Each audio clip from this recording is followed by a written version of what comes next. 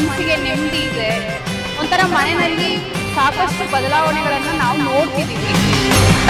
ಅಲ್ಲಿ ಬಂದಮೇಲೆ ಒಂಥರ ಮೈಂಡೇ ಚೇಂಜ್ ಆಯಿತು, ಪಾಸಿಟಿವ್ ಎನರ್ಜಿ. ಇಲ್ಲಿ ಬಂದ ತಕ್ಷಣ ಅಮ್ಮನೇ ನಮ್ಮ ಕರ್ಸ್ಕೋಬೇಕು ಅನ್ನೋದಕ್ಕೋಸ್ಕರನೇ ನಮಗೆ ರೀಲ್ಸಲ್ಲಿ ಮುಖಾಂತರ ಪದೇ ಪದೇ ಬರ್ತಿತ್ತು ಅನ್ಸುತ್ತೆ. ದೇವ್ರು ನೋಡ್ತಾ ಇದ್ರೆ ಒಂಥರ ಮೈ ರೋಮಾಂಚನ ಆಗುತ್ತೆ ಮೇಡಮ್. ತುಂಬಾ ಪವರ್ಫುಲ್ ಆಗಿದೆ. ನಾವು ಒಳಗಡೆ ಹೋದ ತಕ್ಷಣನೇ ನಾವೇನು ಹೇಳಿದೇನೆ ಅಮ್ಮನವರೇ ನಮ್ಮ ಕಷ್ಟಗಳನ್ನೆಲ್ಲ ಹೇಳಿದ್ರು. ಮನೇಲಿ ಪ್ರಾಬ್ಲಮ್ಸ್ ಸ್ವಲ್ಪ ಪರವಾಗಿಲ್ಲ, ನಿಮಗೆ ಚೆನ್ನಾಗಾಗೈತೆ. ಇನ್ನ ಮುಂದೆ ಚೆನ್ನಾಗಿ ಆಗ್ಬೋದನ್ನೋ ನಂಬಿಕೆ ನಮಗಿನ ಮನಸ್ಸಿಗೆ ಬಂದಿತ್ತು.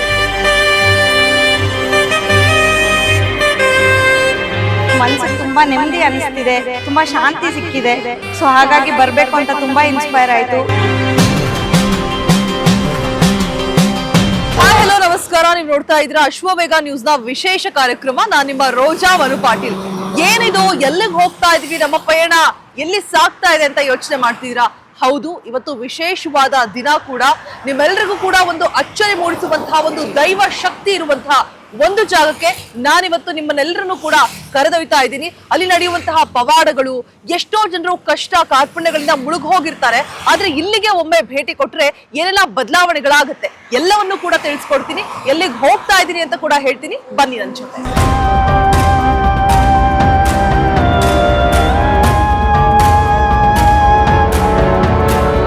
ವೀಕ್ಷಕರೇ, ನಾನು ಆವಾಗಲೇ ಹೇಳಿದೆ ನಾನು ಎಲ್ಲಿಗೆ ಹೋಗ್ತಿದ್ದೀನಿ, ಯಾಕೆ ಹೋಗ್ತಿದ್ದೀನಿ, ಇಲ್ಲಿನ ಮಹಿಮೆ ಏನು ಅಂತ ಹೇಳ್ಬಿಟ್ಟು. ಸೊ ನೋಡ್ತಾ ಇರ್ಬೋದು, ಶ್ರೀ ವಿದ್ಯಾ ಚೌಡೇಶ್ವರಿ ಅಮ್ಮನವರ ದೇವಸ್ಥಾನಕ್ಕೆ ನಾನಿವತ್ತು ಬಂದಿದ್ದೀನಿ. ಇದು ಎಲ್ಲಿದೆ, ಯಾಕೆ ಇಲ್ಲಿಗೆ ಬರಬೇಕು, ಇಲ್ಲಿಗೆ ಬಂದರೆ ಏನೆಲ್ಲ ಬದಲಾವಣೆಗಳು ನಮ್ಮ ಜೀವನದಲ್ಲಿ ಆಗುತ್ತೆ, ಹಾಗೆ ಶಾಂತಿ ನೆಮ್ಮದಿ ಅನ್ನೋದು ಹೇಗೆ ನೆಲೆಸುತ್ತೆ, ಎಲ್ಲವನ್ನು ಕೂಡ ಹೇಳ್ತಾ ಹೋಗ್ತೀನಿ. ಮೊದಲನೇದಾಗಿ ದರ್ಶನವನ್ನ ಪಡೆದುಕೊಂಡು ಅಮ್ಮನವರನ್ನ ಕಣ್ತುಂಬಿಕೊಂಡು ಬರೋಣ, ಬನ್ನಿ.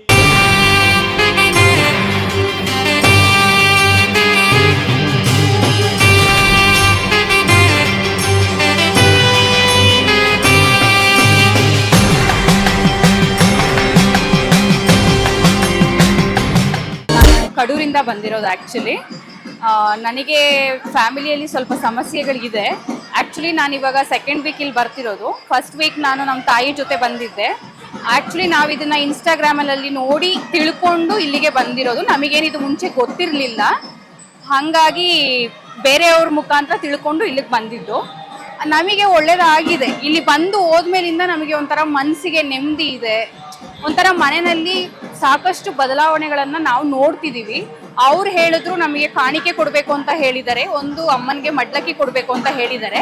ಇದು ಸೆಕೆಂಡ್ ವೀಕ್ ಬಂದಿರೋದ್ರಿಂದ ಸೊ ಇವತ್ತು ಅಮ್ಮನಿಗೆ ಕೊಡಬೇಕು. ನೆಕ್ಸ್ಟ್ ಏನಾಗುತ್ತೆ ಅಂತ ನೋಡಬೇಕು. ಎಲ್ಲ ಅವ್ರ ಮೇಲೆ ಭಾರ ಹಾಕಿದ್ದೀವಿ. ಸೊ ಇಲ್ಲಿ ಒಂಥರ ಪವಾಡ ಇದೆ ಅಂತಲೇ ನಮಗೆ ಅನಿಸುತ್ತೆ. ಇಲ್ಲಿ ಬಂದು ನಾನು ಸುಮ್ಮನೆ ದೇವಿ ಮುಂದೆ ನಿಂತ್ಕೊಂಡೆ. ಅವರೇ ಎಲ್ಲ ಏನೇನು ಕಷ್ಟಗಳಿದೆ ನಿಮ್ಗೆ ಅಂತೆಲ್ಲ ಅವರೇ ಹೇಳಿದ್ರು. ನೀನು ಹುಣ್ಣಿಮೆ ಇದೆ ಬರೋವಾರ ಮಡ್ಲಕ್ಕಿ ಕೊಟ್ಟು ದೇವ್ರಿಗೆ ಅರ್ಸ್ಕೊಂಡು 5 ರೂಪಾಯಿ 9 ರೂಪಾಯಿ ಕಾಣಿಕೆ ಕಟ್ಟಿ ಆ ಕಾಣಿಕೆ ಸಮೇತ ತಗೊಂಡು ಬಂದು ಕೊಡು, ಇಲ್ಲಿ ನಿನ್ನ ಕಾರ್ಯ ಆಗುತ್ತೆ ಅಂದ್ರೆ. ಆ ದೇವ್ರು ನೋಡ್ತಾ ಇದ್ರೆ ಒಂಥರ ಮೈ ರೋಮಾಂಚನ ಆಗುತ್ತೆ ಮೇಡಮ್. ತುಂಬ ಪವರ್ಫುಲ್ ಆಗಿದೆ ಚೌಡೇಶ್ವರಿ. ಇಲ್ಲಿ ಬಂದಲ್ಲಿ ಸ್ವಲ್ಪ ನಮಗೆ ಅನುಕೂಲ ಆಗೈತೆ ಸ್ವಲ್ಪ. ಹಂಗಾಗಿ ಇವಾಗ ಮಡ್ಲಕ್ಕಿ ತುಂಬಿಸೋಣ ಅಂತ ಬಂದೀವಿ ಅಮ್ಮಗ. 3 ತಿಂಗಳಿಗೆ ನಾ ಏನು ಅನ್ಕೊಂಡ್ರೆ 3 ತಿಂಗಳಲ್ಲಿ ಅಮ್ಮ ತೋರಿಸ್ಕೊಟ್ಬಿಡ್ತಾಳೆ. ನಮಗೆ ಒಳ್ಳೇದೇ ಆಗ್ತತೆ, ಮನಸ್ಸಿಗೆ ಸಮಾಧಾನ ಆಗ್ತತೆ, ಏನೂ ತೊಂದರೆ ಇಲ್ಲ. ಅನ್ಕೊಂಡಿನ್ವೆಲ್ಲ ಏನು ಬೇಕಾದ್ರೆ ಅದು ಸಾಧ್ಯವಾಗ್ತದೆ. ನಾವಿಲ್ಲಿ ಅಮ್ಮಂದು ಒಂದು 9 ಕಾಯಿನ್ಸ್ ಕಟ್ಟಬೇಕಂತಾರ ಅಮ್ಮಗ. ಒಂದು 4 ಕಾಯಿನ್ ಸಪ್ರೇಟ್ ಕಟ್ಟಂತಾರ. ಆ ಮುಡುಪು ಕಟ್ಟು ಅಮ್ಮಂದು ಅನ್ಕೋಬೇಕು. ಅನ್ಕೊಂಡ ಮೇಲೆ ಅದು ಅಮ್ಮಗ ಮತ್ತೆ ಸಲ್ಲಿಸ್ಬೇಕು. ನಾವು ಅನ್ಕೊಂಡಿಂದ ಆದ್ಮೇಲೆ ಆ ಮುಡುಪು ಹಂಗೆ ತಂದು ಅಮ್ಮ ನಾವು ಏನು ಅನ್ಕೊಂತೀವೋ ಅದಕ್ಕೆ ಅಮ್ಮಗ ಕೊಡ್ಬೇಕು. ನಾವು ಸದ್ಯಕ್ಕೆ ಏನು ಅನ್ಕೊಂಡಿಲ್ಲ, ಅಮ್ಮ ಮಡ್ಲಕ್ಕಿ ಕೊಡ್ತೀವಿ ಅಂದಿವಿ ಅನ್ಕೊಂಡು. ಮುಂದೆ ಏನು ಆಗೋದಿದ್ರೆ ಅಮ್ಮಗಿನ ಒಳ್ಳೇದಾಗಿ ನಾವು ಮಾಡ್ತೀವಿ. ನಾನು ಬರ್ತಿರೋದು ಇದೆ ಮೊದಲನೇ ವಾರ. ನಮ್ಮ ಅಕ್ಕ ಮತ್ತು ನಮ್ಮ ಅಮ್ಮ ನಮ್ಮ ಫ್ಯಾಮಿಲಿ ಎಲ್ಲ ಬಂದು ಹೋಗಿದ್ರು. ಅವ್ರು ಬಂದಿರೋದು ಸೆಕೆಂಡ್ ವೀಕು. ನಾನಿದೆ ಮೊದಲು ಬರ್ತಿರೋದು. ಅವ್ರು ಬಂದು ಹೇಳಿ ತುಂಬ ಇನ್ಸ್ಪೈರ್ ಆಯಿತು. ಮನ್ಸಿಗೆ ತುಂಬ ನೆಮ್ಮದಿ ಅನ್ನಿಸ್ತಿದೆ, ತುಂಬ ಶಾಂತಿ ಸಿಕ್ಕಿದೆ. ಸೊ ಹಾಗಾಗಿ ಬರಬೇಕು ಅಂತ ತುಂಬಾ ಇನ್ಸ್ಪೈರ್ ಆಯಿತು. ವೀಕ್ಷಕರೇ, ಕೇಳಿದ್ರಲ್ವಾ ಜನರ ಅಭಿಪ್ರಾಯ, ಮತ್ತೆ ಇಲ್ಲಿ ನಡೆಯುವಂತಹ ಪವಾಡಗಳು, ಇಲ್ಲಿನ ವಿಶೇಷತೆಗಳು, ಮತ್ತೆ ಇಲ್ಲಿ ಬಂದು ಹೋದಂತಹ ಸಂದರ್ಭದಲ್ಲಿ ಅವರ ಜೀವನದಲ್ಲಿ ಆಗಿರುವಂತಹ ಬದಲಾವಣೆಗಳು. ಅದರ ಜೊತೆಗೆ ಮತ್ತೊಂದು ವಿಶೇಷತೆ ಇದೆ. ಏನಪ್ಪಾ ಅಂತ ಹೇಳಿದ್ರೆ, ನಾವು ಅಮ್ಮನವರ ದೇವಸ್ಥಾನ ಅಂತ ಹೇಳಿದಾಗ ನಾವು ಮಡ್ಲಕ್ಕಿಯನ್ನ ಅರ್ಪಣೆ ಮಾಡೋದು, ಹೂವು ಹಣ್ಣು ಕಾಯಿ ಜೊತೆಗೆ ಅರಿಶಿನ ಕುಂಕುಮ, ಅದರ ಜೊತೆಗೆ ಹುಡಿ ತುಂಬಿಸ್ಕೊಳ್ಳೋದು ಅಥವಾ ಹುಡಿಯನ್ನ ಕೊಡೋದು, ಇವೆಲ್ಲವೂ ಕೂಡ ನಡೆಯುತ್ತೆ. ಮತ್ತೆ ಅಪ್ಪಣೆಯನ್ನ ಕೇಳೋದು. ಅದರ ಜೊತೆಗೆ ಮತ್ತೊಂದು ವಿಭಿನ್ನವಾದ ವಿಶೇಷತೆ ಇಲ್ಲಿ ಕಂಡುಕೊಳ್ಳಬಹುದು ನಾವು. ಏನಪ್ಪಾ ಅಂತ ಹೇಳಿದ್ರೆ, ಇಲ್ಲಿ ಒಂದು ಗೋಶಾಲೆ ಇದೆ. ಗೋಶಾಲೆನ ನಾವು ಸುಮಾರು ಕಡೆ ನೋಡಿರ್ತೀವಿ ಆದ್ರೆ ಇಲ್ಲಿ ಗೋಶಾಲೆಯಲ್ಲಿಯೇ ಅಪ್ಪಣೆಯನ್ನ ಕೇಳಲಾಗುತ್ತೆ ಗೋವಿನ ಮುಖಾಂತರ. ಇದು ತುಂಬಾನೇ ವಿಶೇಷ ಅಂತ ಹೇಳ್ಬೋದು. ಅದರ ಜೊತೆಗೆ ಸಾಕಷ್ಟು ಜನ ಇಲ್ಲಿ ಹೇಳ್ತಾ ಇದ್ರು ಇದಕ್ಕೆ ಇತಿಹಾಸ ಇದೆ, ಹಾಗೆ ತುಂಬಾ ಬದಲಾವಣೆಗಳು ಕೂಡ ಕಂಡಿದ್ದೀವಿ ನಾವಿಲ್ಲಿ ಹಸುವಿನ ಅಪ್ಪಣೆಯನ್ನ ತೆಗೆದುಕೊಂಡಂತಹ ಸಂದರ್ಭದಲ್ಲಿ. ಅದು ಹೇಗಿದೆ ಗೋಶಾಲೆ, ಆ ಗೋವಿನ ವಿಶೇಷತೆ ಏನು, ಎಲ್ಲವನ್ನು ಕೂಡ ನಾನು ನಿಮಗೆ ಪ್ರಾಕ್ಟಿಕಲ್ ಆಗಿ ತೋರಿಸುವಂತಹ ಕೆಲಸವನ್ನ ಮಾಡ್ತಾ ಹೋಗ್ತೀನಿ. ಏನು ಅಂತ ಹೇಳ್ಬಿಡ್ತೀನಿ. ಮೊದಲನೇದಾಗಿ ಇಲ್ಲಿ ಇರುವಂತಹ ಗೋವನ್ನ ಮೊದಲನೇದಾಗಿ ಕರ್ಕೊಂಡು ಬರ್ತಾರೆ. ನೀವು ಆ ಗೋವಿನ ಮುಂದೆ ಮಲ್ಕೊಂಡು ತಮ್ಮ ಮನಸ್ಸಲ್ಲಿ ಏನ್ ನೀವು ಅನ್ಕೊಂಡಿದ್ದೀರಾ, ಈ ಕಾರ್ಯ ಕೆಲಸ ನೆರವೇರುತ್ತಾ, ಇದನ್ನ ನಾನು ಮಾಡಬಹುದಾ ಬೇಡವಾ ಅಂತ ಹೇಳ್ಬಿಟ್ಟು ಮನ್ಸಲ್ಲಿ ಒಂದು ಅನ್ಕೊಳ್ಬೇಕು ನೀವು. ಆ ಸಂದರ್ಭದಲ್ಲಿ ಏನಾಗುತ್ತೆ ಅಂದ್ರೆ, ಆ ಹಸುನ ಕರ್ಕೊಂಡು ಬಂದು ಆ ಸ್ವಾಮೀಜಿ ಅದರ ಕಿವಿಲಿ ಹೇಳ್ತಾರೆ, ಈ ರೀತಿಯಾಗಿ ಒಂದು ಕೆಲಸ ಮಾಡ್ಬೇಕು ಅಂತ ಅನ್ಕೊಂಡಿದ್ದಾರೆ, ಇದು ಸಾಧ್ಯ ಆಗೋದಿಲ್ವಾ, ಇದಕ್ಕೆ ನಿಮ್ಮ ಅಪ್ಪಣೆ ಇದೆಯಾ ಅಂತ ಹೇಳ್ಬಿಟ್ಟು. ಸೊ ಆ ಸಂದರ್ಭದಲ್ಲಿ ಆ ಹಸು ನಿಮ್ಮನ್ನ ದಾಟಿದ್ರೆ ಆ ಕೆಲಸ ನೆರವೇರುತ್ತೆ. ಯಾವುದೇ ಅಡೆತಡೆಗಳ ಇಲ್ಲದೆ ಆ ಕೆಲಸ ಅತಿ ಬೇಗವಾಗಿ ಮುಗಿಯುತ್ತೆ. ನೀವು ಆ ಕೆಲಸವನ್ನ ಮಾಡೋದಕ್ಕೆ ಅಮ್ಮನವರಿಂದ ಹಸುವಿನಿಂದ ಅಪ್ಪಣೆ ಸಿಕ್ಕಿದೆ ಅಂತ ಅರ್ಥ. ಇನ್ ಕೇಸ್ ಆ ಹಸು ಏನಾದ್ರೂ ನಿಮ್ಮನ್ನ ದಾಟಿಲ್ಲ, ಹಾಗೆ ಅಲ್ಲೇ ಉಳ್ಕೊಳ್ತು ಅಂತ ಹೇಳಿದ್ರೆ ಆ ಕೆಲಸ ಕಾರ್ಯ ಸಿದ್ಧಿ ಆಗೋದಿಲ್ಲ. ನೀವು ಆ ಕೆಲಸವನ್ನ ಮಾಡುವಂತಹ ಕೆಲಸವನ್ನ ಮಾಡಬೇಡಿ ಅನ್ನುವಂತಹ ಒಂದು ಸೂಕ್ಷ್ಮವಾದ ವಿಚಾರವನ್ನ ತಲುಪಿಸುವಂತಹ ಕೆಲಸವನ್ನ ಮಾಡುತ್ತೆ. ಸೊ ಇದು ನಿಜ ಆಗಿರುವಂತಹ ಸಾಕಷ್ಟು ಉದಾಹರಣೆಗಳು ಕೂಡ ಇದೆ. ನಾನು ಇಲ್ಲಿ ಎಲ್ಲಾ ಬಂದಂತಹ ಜನಗಳನ್ನ ಮಾತನಾಡಿಸ್ತಾ ಹೋದೆ, ಅವರ ಆಗ ಹೇಳಿದಂತಹ ಉದಾಹರಣೆಗಳು ಕೂಡ ಆಗಿತ್ತು ಅದೆಲ್ಲವೂ ಕೂಡ. ಸೊ ಹಾಗಾಗಿ ಇಲ್ಲಿ ಸಾಕಷ್ಟು ಜನ ಬಂದು ಒಂದು ನಂಬಿಕೆ, ಒಂದು ಭಕ್ತಿ ಭಾವದಿಂದ ಹೂವು ಹಣ್ಣು ಮಡ್ಲಕ್ಕಿ ಜೊತೆಗೆ ಹುಡಿಯನ್ನ ತುಂಬಿಸ್ಕೊಳ್ಳೋದು ಕೊಡೋದು ಎಲ್ಲವೂ ಕೂಡ ನಡೆಸ್ತಾರೆ. ಜೊತೆಗೆ ಗೋಶಾಲೆಗೆ ಹೋಗ್ಬಿಟ್ಟು ಅಲ್ಲಿ ಹಸುವಿನ ಅಪ್ಪಣೆಯನ್ನ ಪಡೆದುಕೊಂಡು ಕೆಲಸ ಕಾರ್ಯಗಳನ್ನ ಮುಂದುವರಿಸೋದಕ್ಕೂ ಕೂಡ ಮುಂದಾಗ್ತಾರೆ ಅಂತಾನೆ ಹೇಳಬಹುದು.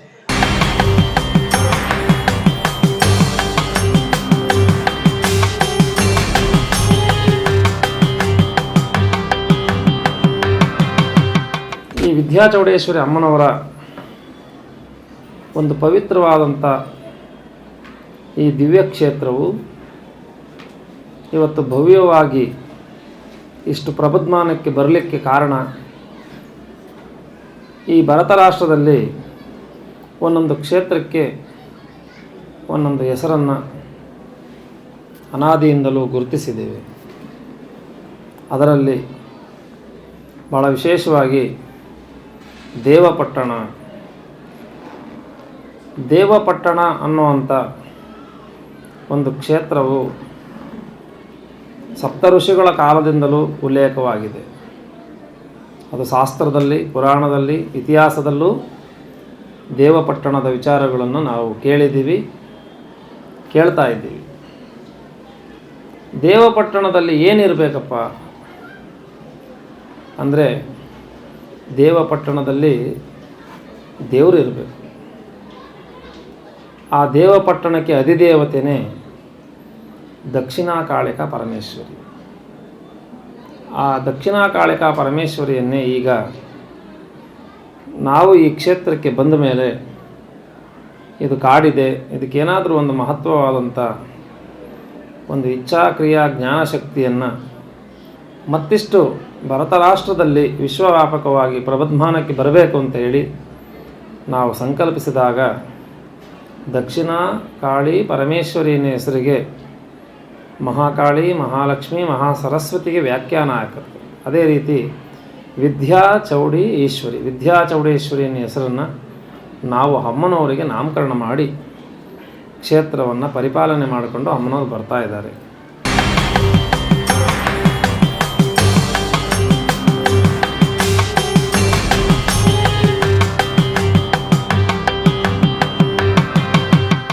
ಈ ಕ್ಷೇತ್ರದ ಒಂದು ವಿಶೇಷತೆಗಳು, ಈಗ ನಾವು ಏನೇ ಹೇಳಿದ್ರು ಅದು ಕಮ್ಮಿನೇ. ಕೆಲವು ವಿಚಾರಗಳನ್ನು ಜನಕ್ಕೆ ತಿಳಿಸ್ಬೇಕು, ಭಕ್ತರಿಗೆ, ಅಂತರಾಳದ ಭಕ್ತರಿಗೆ ಅಂತೇಳಿ ಈ ಒಂದು ವಿಚಾರವನ್ನು ನಾವು ನಿಮಗೆ ತಿಳಿಸ್ತಾ ಇದ್ದೀವಿ. ಅಮ್ಮನವರು ಈ ಕ್ಷೇತ್ರ ನೀವು ಬನ್ನಿ ಅಂತ ಎಲ್ಲೋ ದಾರಿಯಲ್ಲಿ ಒಂದು ನಾಮಫಲಕವನ್ನು ಯಾರೂ ನೋಡಲಿಕ್ಕೆ ಸಾಧ್ಯನೇ ಇಲ್ಲ. ವಿದ್ಯಾಚೌಡೇಶ್ವರಿ ಅಮ್ಮನವರ ಕ್ಷೇತ್ರಕ್ಕೆ ದಾರಿ ಅದೆಲ್ಲ ಇಲ್ಲಕ್ಕೆ ಇಲ್ಲ. ಯಾಕೆ ಅಂದರೆ, ಎಲ್ಲಿ ಭಗವಂತ ಇರ್ತಾನೋ ಅಲ್ಲಿ ಭಕ್ತರು ಇದ್ದೇ ಇರ್ತಾರೆ. ಅದು ನಮ್ಮ ವಿಚಾರ. ಹಾಗಾಗಿ ಈ ಜಾಗಕ್ಕೆ ಮಹತ್ವ ಬಂದಿರೋದು ಈ ಜಾಗದಿಂದನೇ ಹೊರತು ಎಲ್ಲ ಹೇಳ್ತಾರೆ ಸ್ವಾಮಿಗಳು ಇಲ್ಲಿ ಶಾಸ್ತ್ರ ಹೇಳ್ತಾರೆ, ಅಮ್ಮನವರು ಪ್ರಶ್ನೆ ಬರೀತಾರೆ ಅಂತ. ಇದೆಲ್ಲವೂ ದೈವ ಸಂಕಲ್ಪದಲ್ಲಿ ನಡೀತಾ ಇದೆ ಹೊರತು ನಮ್ಮ ಇಚ್ಛೆಯಿಂದ ನಮ್ಮ ಚಿತ್ತದಿಂದ ಏನೂ ನಡೀತಾ ಇಲ್ಲ. ಕೆಲವರು ಹೇಳ್ತಾರೆ ದೇವರು ಹೆಂಗೆ ಹೇಳುತ್ತೆ, ದೇವರು ಹೆಂಗೆ ಬರೆಯುತ್ತೆ, ಇದ್ದಕ್ಕಿದ್ದಾಗೆ ಹೇಗೆ ಹೇಳ್ತಾರೆ ಅಂತ. ಇವೆಲ್ಲವನ್ನು ನಾವು ಚರ್ಚೆ ಮಾಡೋಕ್ಕೆ ಹೋದರೆ ಈ ಚರ್ಚೆಯಲ್ಲಿ ಸಿಗೋದು ಒಂದೇ ಭಗವಂತನ ದರ್ಶನ. ಶ್ರೀ ವಿದ್ಯಾ ಚೌಡೇಶ್ವರಿ ಮಠದ ವಿಶೇಷತೆ, ದೇವಸ್ಥಾನದ ಮಹತ್ವ, ಇತಿಹಾಸ ಎಲ್ಲವನ್ನೂ ಕೂಡ ನೋಡಿದ್ವಿ. ಹಾಗೆ ಏನೆಲ್ಲ ಪೂಜೆ ಪುನಸ್ಕಾರಗಳು ಇಲ್ಲಿ ಸಲ್ಲತ್ತೆ, ಯಾಕಾಗಿ ಭಕ್ತರು ಇಲ್ಲಿಗೆ ಆಗಮಿಸ್ತಾರೆ, ಎಲ್ಲರೂ ಕೂಡ ಹೇಳ್ತಾ ಇದ್ರು ಒಂದು ಶಾಂತಿ ನೆಮ್ಮದಿ ಅನ್ನೋದು ಇಲ್ಲಿ ಸಿಗತ್ತೆ, ಇಲ್ಲಿ ಬಂದು ಹೋದ್ರೆ ನಮ್ಮ ಕಷ್ಟ ಕಾರ್ಪಣ್ಯಗಳೆಲ್ಲವೂ ಕೂಡ ಬಗೆಹರಿಯುತ್ತೆ ಅಂತ ಹೇಳ್ಬಿಟ್ಟು. ವೀಕ್ಷಕರೇ, ಗರ್ಭಗುಡಿಯಲ್ಲಿರುವ ತಾಯಿಯ ಮಹತ್ವ ಏನು, ಏನ್ ಸ್ಪೆಷಾಲಿಟಿ ಇದೆ ಅಂತ ನೋಡ್ತಾ ಹೋಗೋದಾದ್ರೆ ತಾಯಿಗೆ ನಿಮ್ಮ ಕಷ್ಟ ಕಾರ್ಪಣ್ಯಗಳೆಲ್ಲವೂ ಕೂಡ ಗೊತ್ತಾಗುತ್ತೆ. ನೀವು ಬಂದು ಅಮ್ಮನ ಹತ್ತಿರ ನಿಂತು ಕೈ ಮುಗಿದು ಕಣ್ಮುಚ್ಚಿ ನಿಮ್ಮ ಕಷ್ಟಗಳನ್ನ ಮನಸ್ಸಲ್ಲಿ ಹೇಳ್ಕೊಂಡ್ರೆ ಸಾಕು, ಎಲ್ಲವೂ ಕೂಡ ಆಕೆಗೆ ಗೊತ್ತಾಗತ್ತೆ. ಇಲ್ಲಿನ ಸ್ವಾಮಿಗಳು ಕೂಡ ನಿಮ್ಮ ಮನಸ್ಸಲ್ಲಿರುವಂತಹ ಹೇಳಿಕೊಂಡಂತಹ ಕಷ್ಟವನ್ನ ಬಾಯಿ ಬಿಟ್ಟು ನಿಮಗೆ ಹೇಳ್ತಾರೆ. ನಿಜಕ್ಕೂ ಇದು ಒಂದು ರೀತಿಯಾಗಿ ಅಚ್ಚರಿ ಪವಾಡ ಅಂತಾನೆ ಹೇಳ್ಬಹುದು.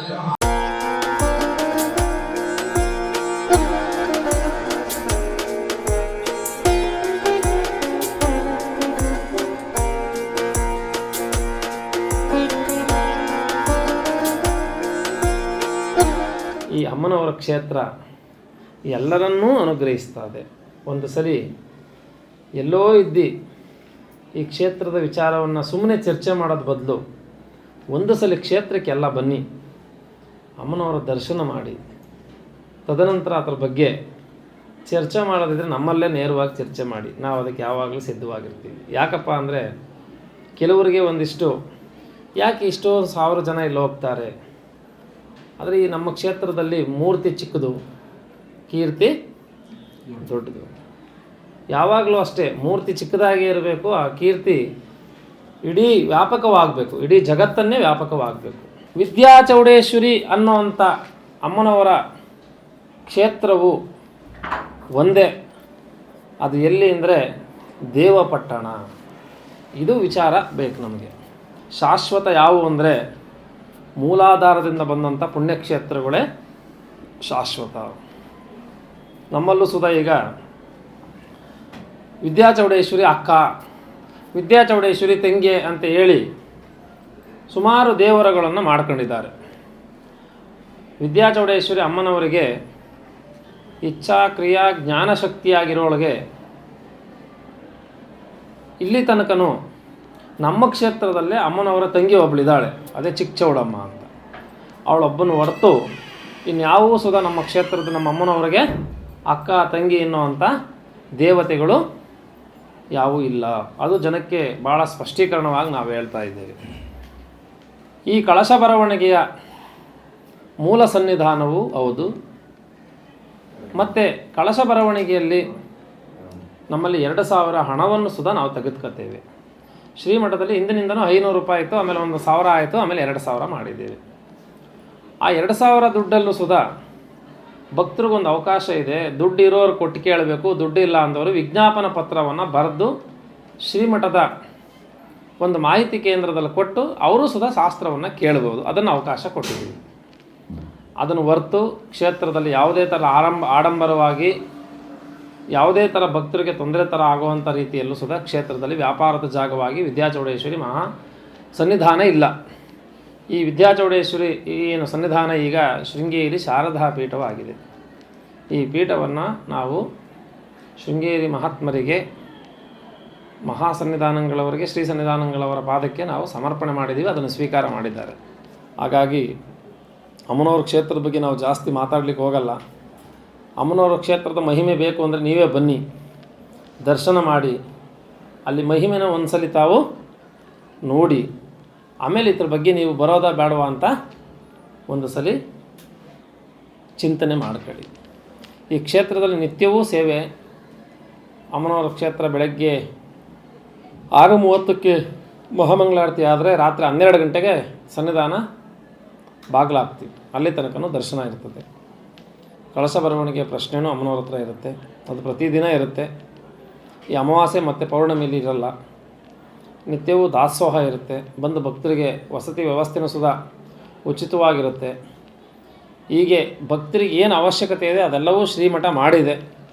ಶೃಂಗೇರಿ ಜಗದ್ಗುರುಗಳ ಅನುಗ್ರಹ ಸದಾಕಾಲವು ಎಲ್ಲರ ಮೇಲೆ, ಈ ಭಾರತ ರಾಷ್ಟ್ರದ ಸನಾತನ ಧರ್ಮದ ಮೇಲೆ ಹೆಚ್ಚಿನ ರೀತಿಯಲ್ಲಿದ್ದು ನಾವು ಯಾವಾಗಲೂ ಭಗವಂತನ ಸ್ಮರಣೆ ಮಾಡಲಿಕ್ಕೆ, ಭಗವಂತನಲ್ಲಿ ನಿರಾಕಾರನಾದಂಥ ಒಬ್ಬ ದೇವರನ್ನು ಆರಾಧಿಸುವಂಥ ಒಂದು ಶಕ್ತಿಯನ್ನು ಎಲ್ಲರಿಗೂ ಕೊಡಲಿ.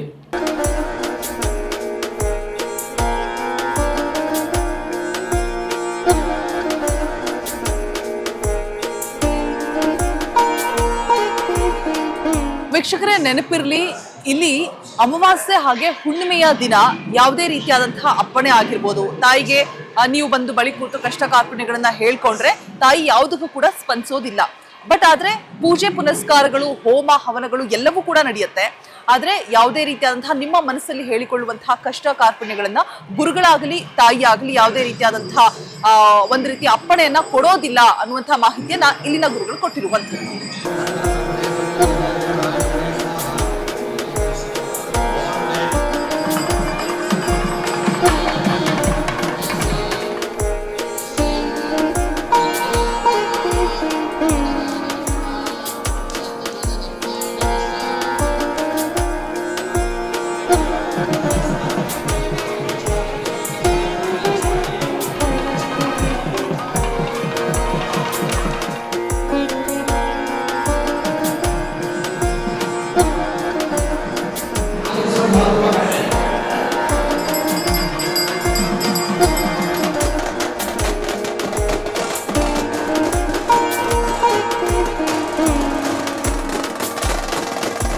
ವಿದ್ಯಾಚೌಡೇಶ್ವರಿ ಅಮ್ಮನವರ ಪವಾಡ ಒಂದಾದರೂ ನಾನು ಮಾತಾಡ್ಬೋದು, ಎರಡಾದರೂ ಮಾತಾಡ್ಬೋದು, ಮೂರಾದರೂ ಮಾತಾಡ್ಬೋದು, ನಾಲ್ಕಾದರೂ ಮಾತಾಡ್ಬೋದು. ನಿತ್ಯವೂ ಸಾವಿರಾರು ಪವಾಡಗಳ ಬಗ್ಗೆ ಮಾತಾಡಲಿಕ್ಕೆ ಎಡೆನೇ ಇಲ್ಲ.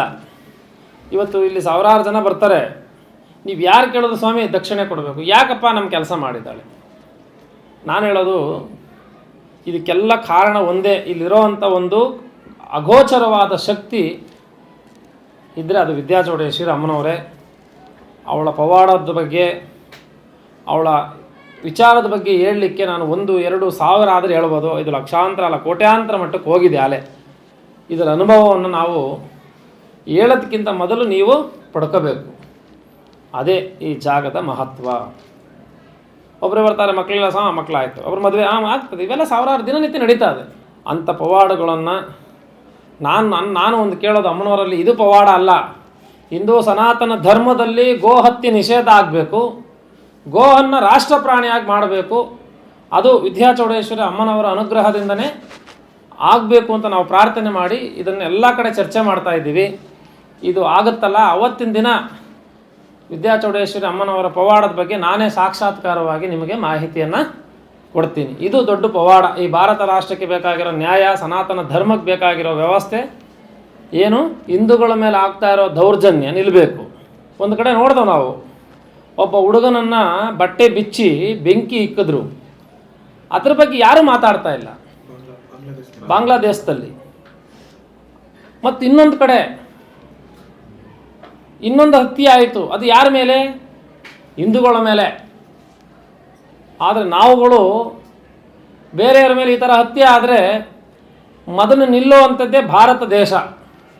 ಆದರೆ ನಮ್ಮ ದೇಶದ ಮೇಲಿರುವಂಥ ಪ್ರಜೆಗಳ ಮೇಲೆ ಹತ್ಯೆ ಆದರೆ ಯಾವ ದೇಶವೂ ಇದ್ರ ಬಗ್ಗೆ ನಿಲ್ತಾ ಇಲ್ಲ.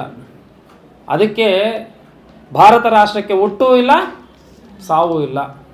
ಅದಕ್ಕೆ ಯಾವತ್ತು ಬಲತಾಯಿ ಮಕ್ಕಳು ಬಲತಾಯಿ ಮಕ್ಕಳೇ, ತಾಯಿ ಮಕ್ಕಳು ತಾಯಿ ಮಕ್ಕಳೇ. ಅದಕ್ಕೆ ಭಾರತ ದೇಶ ತಾಯಿನೇ, ಇನ್ನು ಎಲ್ಲ ದೇಶಗಳು ತಾಯಿ ಭಾರತಿಗೆ ಬಲತಾಯಿ ಇದ್ದ ಹಾಗೆ.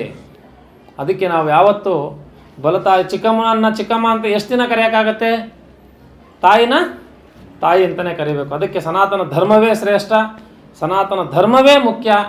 ಮುಂದೆಯೂ ಸುಧಾ ಈ ಇಡೀ ವಿಶ್ವದಲ್ಲಿ ಏನಾದರೂ ಉಳಿದ್ರೆ ಅದು ಭಾರತ ಒಂದೇ ಉಳಿಯೋದು ಕೊನೆಗೆ. ಆ ಭಾರತದಲ್ಲಿ ಸನಾತನ ಧರ್ಮವೇ ಉಳಿಯೋದು. ಈ ಸನಾತನ ಧರ್ಮಕ್ಕೆ ಹಾದಿ ಜಗದ್ಗುರು ಶ್ರೀ ಶಂಕರಾಚಾರ್ಯರು. ಇನ್ನೊಂದು ಕೆಲವರಲ್ಲಿ ನಾವು ಪ್ರಾರ್ಥನೆ ಮಾಡೋದು ಗೋಶಾಲೆ ಅಂತ ಮಾಡಿ ಯಾವುದೋ ಒಂದು ದುಡ್ಡು ಬರುತ್ತೆ ಅದರಲ್ಲಿ ನಾವೇನೋ ಮಾಡ್ಬೋದು ಅಂತೇಳಿ ಒಂದಿಷ್ಟು ಗೋಶಾಲೆಗಳು ಮಾಡ್ಕೊಂಡಿದ್ದಾರೆ. ದಯವಿಟ್ಟು ಅಂತ್ಯವರು ನಿಮಗೆ ನಾವು ಕರಮುಗಿದು ಕೇಳೋದಿಷ್ಟೇ, ಆ ಗೋವುಗಳ ಹೆಸರೇಳಿ ನೀವು ಆ ಗೋವುಗಳಿಗೆ ನೋವು ಮಾಡಬಾರ್ದು. ಗೋಶಾಲೆ ಮಾಡಿದ್ಮೇಲೆ ಆ ಗೋವಿಗೆ ಏನು ಅವಶ್ಯಕತೆ ಇದೆಯೋ ಅದನ್ನೆಲ್ಲ ನೀವೇನು ಮಾಡಬೇಕು, ಆರೈಕೆ ಮಾಡಬೇಕು. ಅದಕ್ಕೆ ಸಂಬಂಧಪಟ್ಟಂಥ ಸರ್ಕಾರದಲ್ಲಿ ಬರುವಂಥ ಅನುದಾನಗಳನ್ನ ತೆಗೆದುಕೊಂಡು ಗೋವುಗಳನ್ನು ನೀವು ಚೆನ್ನಾಗೆ ನೋಡ್ಕೋಬೇಕು. ಮೊನ್ನೆ ಒಂದು ಗೋಶಾಲೆಗೆ ಹೋಗಿದ್ದೋ, ಒಂದು ಹಸು ಸತ್ತೋಗಿದೆ.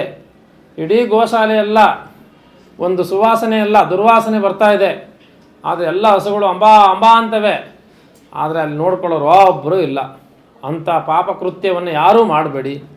ಬರೀ ಒಂದೇ ಒಂದು ಹಸು ಸಾಕಿ 100 ಹಸು ಸಾಕ್ತೀನಿ ಅಂತ ಹೇಳಿ 100 ಹಸುವಿಗೂ ನೋವು ಕೊಡುವಂಥ ಕೆಲಸಗಳನ್ನು ಮಾಡಬಾರ್ದು. ಇವಾಗೆಲ್ಲೋ ಒಂದು 50 ಹಸು ಸಿಗುತ್ತದೆ, ಅದನ್ನು ಯಾವುದೋ ಒಂದು ಸಂಘ ಸಂಸ್ಥೆಯರು ಒಂದು ಕಡೆ ತಗೊಂಡೋಗಿ ಹಾಕೋದು ಅವಶ್ಯಕವಾಗಲ್ಲ. ಅದನ್ನು ಮುಂದೆ ಕಾರ್ಯಗತವಾಗಿ ನೋಡ್ಕೊಳ್ಳೋದು ಅವಶ್ಯಕವಾಗಿರೋವಂಥ ವಿಚಾರ ಆಗುತ್ತೆ. ಇದ್ರ ಬಗ್ಗೆ ಎಲ್ಲರೂ ಗಮನ ಹರಿಸ್ಬೇಕು.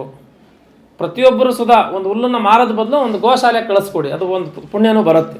ಎಲ್ಲೂ ಗೋಶಾಲೆ ಇದೆಯಾ ಪರವಾಗಿಲ್ಲ, ಯಾರಿಗೋ ಒಬ್ಬನಿಗೆ 10,000 ರೂಪಾಯಿಗೆ ಮಾಡ್ತೀರಿ, ಆ 10,000 ರೂಪಾಯಿ ಅವಶ್ಯಕತೆ ನಮಗೆ ಇಲ್ಲ, ಅದು ಏನು ಬೇಕಾದರೂ ಮಾಡ್ಬೋದು. ಆದರೆ ಒಂದು ಗೋಶಾಲೆ ಇರೋ ಕಡೆ ಆ ಹುಲ್ಲನ್ನು ಏನು ಮಾಡಬೇಕು, ಕಳಿಸ್ಕೊಟ್ಟು ಆ ಗೋವಿಗೆ ಒಂದು ದಿನದ ಆಹಾರವನ್ನು ನಾವು ಮಾಡಿದ್ರೆ ನಮ್ಮ ಜನ್ಮದ ಪಾಪಕರ್ಮಗಳು ಸುಧಾಲಿಗೆ ನಶಿಸ್ತದೆ. ಅದರಲ್ಲಿದೆ ಏನು, ಗೋಮಾತೆ ಅಂದರೆ ನಮ್ಮ ದೇಶೀಯ ತಳಿ ಇದೆ, ಅದನ್ನು ಸಂರಕ್ಷಣೆ ಮಾಡಿ, ಅದಕ್ಕೆ ಆದಂಥ ಒತ್ತು ಕೊಡಿ. ಯಾಕೆ ಕೊಡಬಾರ್ದು? ಇವತ್ತು ಕ್ಯಾನ್ಸರ್ ಅಂತ ಬರಲಿಕ್ಕೆ ಕಾರಣ ಏನು? ಹಸು ಸಾಕ್ತಾ ಇಲ್ಲ, ಗೊಬ್ಬರ ಹೊಲಕ್ಕೆ ಆಗ್ತಾ ಇಲ್ಲ, ರಾಸಾಯನಿಕವಾದಂಥ ಗೊಬ್ಬರಗಳನ್ನು ಇವತ್ತು ಬಿಡುಗಡೆ ಮಾಡ್ತಾ ಇರ್ತೀವಿ, ಅದನ್ನು ತಗೊಂಡು ಹೊಲಕ್ಕೆ ಹಾಕ್ತೀವಿ. 6 ತಿಂಗ್ಳಿಗೆ ಬೆಳೆ 3 ತಿಂಗ್ಳಿಗೆ ಬತ್ತದೆ. 100 ವರ್ಷ ಬದುಕೊಂಬ ಮನುಷ್ಯ 30 ವರ್ಷಕ್ಕೆ ಸಾಯ್ತಾವನೆ. ಇದೆಲ್ಲವನ್ನು ಮೂಲಾಧಾರ ಹುಡಿಕೊಂಡು ಹೋದರೆ ಸೈಂಟಿಫಿಕ್ ಆಗಿ ಹೋಗಿ, ಕಾಲಜ್ಞಾನದಲ್ಲಿ ಹೋಗಿ, ನೀವು ಎಲ್ಲ ರೀತಿಯಲ್ಲಿ ಹೋದ್ರೂ ಮೂಲತಃ ಇವತ್ತು ನಮ್ಮ ಕಾಯಿಲೆ ಬರ್ತಾ ಇರುವಂಥ ಕಾರಣ ಒಂದೇ, ಒಂದು ಕಡೆ ಗೋವನ್ನು ಸಂರಕ್ಷಣೆ ಮಾಡ್ತಾ ಇಲ್ಲ. ಆ ಗೋವಿನಿಂದ ಬರುವಂಥ ಎಲ್ಲವನ್ನು ನಾವು ಏನು ಮಾಡ್ತಾ ಇದ್ದೀವಿ, ನಿಷ್ಪ್ರಯೋಜನ ಅಂತೇಳಿ ಗೋವನ್ನು ದೂರ ಆಗ್ತಾ ಇದ್ದೀವಿ. ಪ್ರಯೋಜನ ಅನ್ನುವಂಥ ಒಂದು ಆಹಾರ ಬೆಳೆಗೆ ನಮಗೆ ಸಂಬಂಧಪಡ್ತಲೇ ಇರುವಂಥ ಗೊಬ್ಬರಗಳನ್ನ ಹಾಕಿ ಬೆಳೆ ಬೆಳೆದು ಅದನ್ನು ತಿನ್ನೋದ್ರಿಂದ ನಮ್ಗೆ ಆರೋಗ್ಯ ಕೆಡ್ತಾ ಇದೆ. ಇಷ್ಟೇ ವ್ಯತ್ಯಾಸ. ಮೊದಲು ಘಟ ಇದ್ದರೆ ಮಠ ಅಂತೀವಿ. ಅದಕ್ಕೆ ನಾವು ಹೇಳೋದು ದೇಶ ಇದ್ದರೆ ಗೋವು, ಗೋವಿದ್ರೆ ದೇಶ. ಹಂಗಾಗಿ ಭಾರತ ರಾಷ್ಟ್ರದ ಹುಲಿ, ಅದಕ್ಕೆ ನಾವು ಗೌರವ ಕೊಡ್ತೀವಿ. ರಾಷ್ಟ್ರ ಪ್ರಾಣಿಯಾಗಿ ನೀವು ಹುಲಿಯನ್ನು ಘೋಷಣೆ ಮಾಡಿದ್ದೀರಿ, 2ನೇ ರಾಷ್ಟ್ರ ಪ್ರಾಣಿಯಾಗಿ ಕಾಮಧೇನುವನ್ನು ಮಾಡಿ ಗೋಮಾತೆ ಮಾಡ್ಬೋದಲ್ಲ.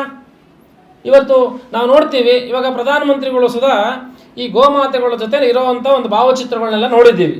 ಹಸುಗಳಿಗೆ ಹುಲ್ಲು ಕೊಡೋದು ಅದನ್ನೆಲ್ಲ ನೋಡಿದ್ದೀವಿ. ಅದು ಭಾಳ ಸಂತೋಷ. ಆ ಅಕ್ಕರೆ ಬರೀ 4 ಹಸುಗಳ ಮೇಲೆ ಇರಬಾರ್ದು. ಈ ಭೂಮಿ ಮೇಲಿರುವಂಥ ಎಲ್ಲ ಗೋಮಾತೆಗಳ ಮೇಲೆ ಆ ಒಂದು ಹಕ್ಕು, ಆ ಪ್ರೀತಿ, ಒಂದು ವಿಶ್ವಾಸ, ಆ ವಾತ್ಸಲ್ಯ ನಮ್ಮ ಪ್ರಧಾನಮಂತ್ರಿಗಳಿಗೆ ಬರಬೇಕು, ಇರಬೇಕು. ಇವಾಗ ಯಾರೋ ಒಂದು 4 ಜನ ನೋಡ್ತಾರೆ ಅಂತೇಳಿ 4 ಹಸು ಅಲ್ಲ, ಈ ಭೂಮಿ ಮೇಲಿರುವಂಥ ಎಲ್ಲ ಹಸುಗಳ ಬಗ್ಗೆ, ದೇಶೀಯ ಹಸುಗಳ ಬಗ್ಗೆ ಅವ್ರಿಗೆ ಗೌರವ ಇದೆ. ಆದರೆ ಅದಕ್ಕೆ ಸಂಬಂಧಪಟ್ಟಂಥ ವಿಚಾರಗಳನ್ನು ಕ್ರಮ ತೆಗೆದುಕೊಂಡು ಭಾರತ ರಾಷ್ಟ್ರದಲ್ಲಿ ಗೋಮಾತೆಯನ್ನು ರಾಷ್ಟ್ರ ಪ್ರಾಣಿಯಾಗಿ ಘೋಷಣೆ ಮಾಡಲಿ. ಇದೇ ನಮ್ಮ ಅಭಿಯಾನ. ತಾಯಿ ವಿದ್ಯಾಚೌಡೇಶ್ವರಿ ಅಮ್ಮನವರ ಅನುಗ್ರಹ ಸದಾಕಾಲ ಒಬ್ಬ ಪಾಪಿಗೂ ಅಮ್ಮನವರ ಅನುಗ್ರಹ ಮಾಡಲಿ, ಒಬ್ಬ ಕಟಕನಿಗೂ ಅಮ್ಮನವರ ಅನುಗ್ರಹ ಮಾಡಿ ಆತನನ್ನು ಆಲದ ಮರ ಹಾಗೆ ಬದುಕುವಂಥ ಒಂದು ಜೀವನವನ್ನು ಕೊಡಲಿ ಅಂತ ನಾವು ಪ್ರಾರ್ಥನೆ ಮಾಡಿ, ವಿದ್ಯಾಚೌಡೇಶ್ವರಿ ಅಮ್ಮನವರ ಎಲ್ಲ ಅಂತರಾಳ ಭಕ್ತರಿಗೆ, ಸನಾತನ ಧರ್ಮದ ಆಸ್ತಿಕರಿಗೆ, ಜಗದ್ಗುರು ಶ್ರೀ ಶ್ರೀ ಭಾರತೀ ತೀರ್ಥ ಮಹಾಸನ್ನಿಧಾನಗಳವರ ಪೂರ್ಣ ಅನುಗ್ರಹ, ತತ್ಕರ ಕಮಲ ಸಂಜಾತರು, ಜಗದ್ಗುರುಗಳು ಆದ ಶ್ರೀ ಶ್ರೀ ವಿಧಿಶೇಖರ ಭಾರತಿ ಮಹಾಸ್ವಾಮಿಗಳವರ ಸಂಪೂರ್ಣ ಅನುಗ್ರಹ ಈ ರಾಷ್ಟ್ರದ ಮೇಲೆ, ಈ ಸನಾತನ ಧರ್ಮದ ಮೇಲೆ ಸದಾಕಾಲವಿರಲಿ ಅಂತ ನಾವು ಪ್ರಾರ್ಥನೆ ಮಾಡಿ ಈ ಮಾತನ್ನು ನಾವು ಇಲ್ಲಿಗೆ ಉಪಸಂಹಾರ ಮಾಡ್ತಾ ಇದ್ದೇವೆ. ನೋಡಿದ್ರಲ್ವಾ ವೀಕ್ಷಕರೇ, ಇಲ್ಲಿ ಹರಿದು ಬರ್ತಾ ಇರುವಂತಹ ಭಕ್ತ ಸಾಗರ, ಆ ಮೆರವಣಿಗೆ, ಅಮ್ಮನ ಆ ಒಂದು ಆಶೀರ್ವಾದವನ್ನು ಪಡೆದುಕೊಂಡಿರುವಂತಹ ಭಕ್ತರ ಒಂದು ಶಾಂತಿ, ನೆಮ್ಮದಿ ಎಲ್ಲವೂ ಕೂಡ ಅತ್ಯದ್ಭುತವಾಗಿತ್ತು. ಒಂದು ರೀತಿಯಾಗಿ ನಮ್ಮನ್ನ ಬೇರೆ ಲೋಕಕ್ಕೆ ಕರ್ಕೊಂಡು ಹೋಯ್ತು ಅಂತ ಹೇಳಿದ್ರೆ ನಿಜಕ್ಕೂ ತಪ್ಪಾಗೋದಿಲ್ಲ. ನಿಮಗೂ ಕೂಡ ಕಷ್ಟ ಕಾರ್ಪಣ್ಯಗಳನ್ನು ಬಗೆಹರಿಸ್ಕೊಳ್ಬೇಕು, ಒಂದು ಮನಸ್ಸಿಗೆ ಶಾಂತಿ ನೆಮ್ಮದಿ ದೊರಕಬೇಕು ಅಂದರೆ ಇಲ್ಲಿಗೆ ಒಮ್ಮೆ ಭೇಟಿ ಕೊಡಿ ಅಂತ ಹೇಳ್ತಾ ಮತ್ತೊಮ್ಮೆ ನಿಮ್ಮನ್ನ ವಿಶೇಷ ಸಂಚಿಕೆಯೊಂದಿಗೆ ಭೇಟಿ ಆಗ್ತೀನಿ. ಅಲ್ಲಿವರೆಗೂ ನೋಡ್ತಾ ಇರಿ ಅಶ್ವವೇಗ ನ್ಯೂಸ್. ಇದು ಸತ್ಯಾನ್ವೇಷಣೆಯ ಓಟದಲ್ಲಿ.